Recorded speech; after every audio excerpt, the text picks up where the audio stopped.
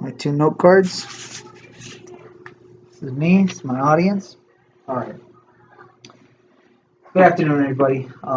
My name is Enrique Villalobos, and today I'll be talking about animal abuse and ways to prevent, and how are uh, preventable ways to fight animal abuse. Um, my goal is to make you understand that we all have a common goal, at least with animals, to start off with not abusing them, and actually, if you see an animal in a shelter, you're by doing the minimal thing of adopting it, you could be doing great things for that animal instead of having them go to a lab or to anywhere else where they're testing and making they're actually just torturing the poor animals' lives. There's a lot of people, believe it or not, that actually do that.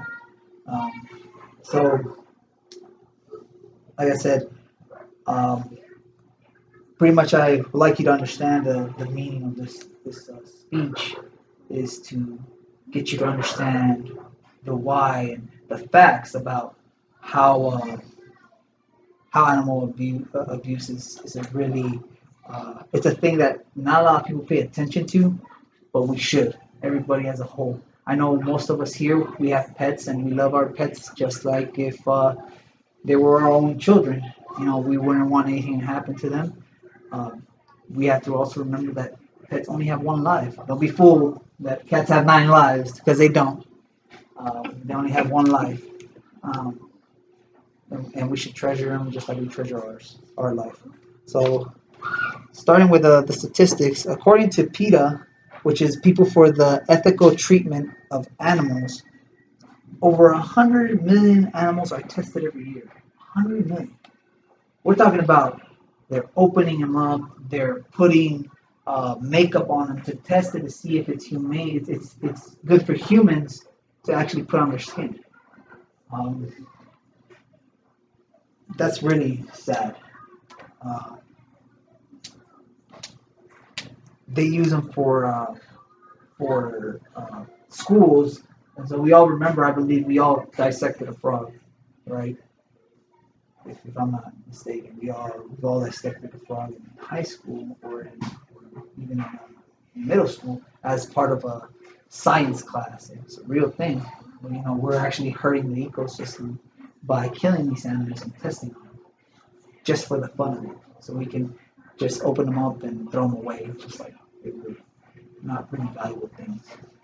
90% of drugs tested fail uh, on animals, according to the British Union of Abolition and Vivisection, which means that really animal testing is not effective.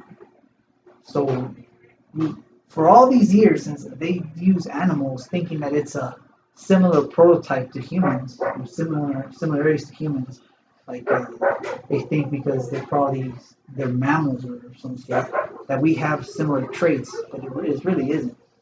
They test these animals, they put all these chemicals on them, and they end up killing them without no end result or any real, real success in order to test to say that humans are, able to consume or to put on their skin or to do it in a safe way.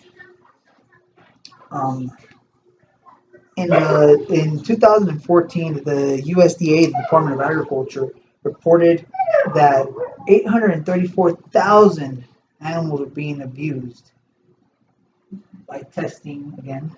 This is just statistic.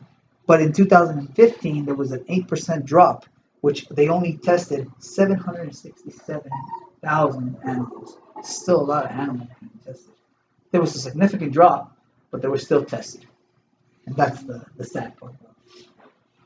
Um, the facts are there, but not everything, not every place that contains animals is bad. For example, let's take zoos.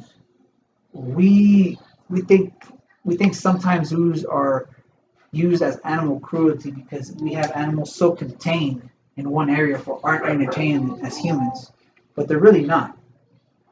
What they do in zoos is that they conserve the wildlife by breeding them, and then most likely putting animals out into the wild, into their natural habitat. Zoos educate, conserve, and entertain people. I know entertain is not the best word uh, when it comes to this to animal abuse, but at the same time, yeah, we should have the I don't know, not the right I'm gonna say, but uh, we should be able to enjoy these animals in a safe way, at a distance at least. That's why they entertain us when we go to zoos. They create awareness, according to an article from Jennifer Horton on are zoos good or bad for animals. Uh, these zoos, like I mentioned before, they have breeding programs, and they use these animals, they breed them, and then they conserve them. That way they don't go extinct. For example, in 1950, I believe, if I'm not mistaken, the dodo bird was extinct because they love to hunt. Now we have no dodo bird. We're talking about almost 65 years ago, which is not that long. Um, but fortunately, we're coming out with alternatives. The alternatives are not the goal of two alternatives is not to use animals anymore, but unfortunately, there's still animals being used. Um,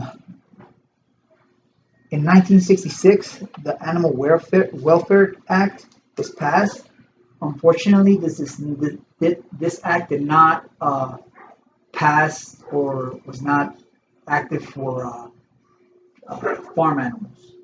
So this act was passed for mice, as we know that they get tested, dogs, cats, all those animals that get usually tested for with chemicals and all these other things to see if they apply all these bad things to them.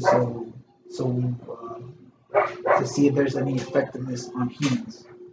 Um, they started testing farm animals. They started mutating them. They started to see if they can mix any uh, pig cells with human cells in order to make this monster of an animal, and it didn't result. All it created was deaths of animals and just killing animals and torturing them just for fun or experimentation. Um, the alternatives, like I said, to animal testing are computer models, uh, isolated organs, and I can't say and tissue cultures. Uh, there's one in particular that I was looking at the PETA website. They are actually putting human cells, in a little microchip. These little microchips simulate organs, and they test it. They test whatever they need to test to see if it's good for humans to use or not. Um, at the end of the day, we uh, we want to create awareness for animal abuse. We might think that we might not help at all because some of the animals that we're talking about may not be pets. But think about it: they use dogs, cats, uh, that are like pets, and they are pets. If we are able to stop that by adopting at least a pet and taking care of them, we can make a big difference. And then, I mean, we we wouldn't be talking about so many animal deaths and being tortured for a long time. So this concludes my speech. Thank you for listening.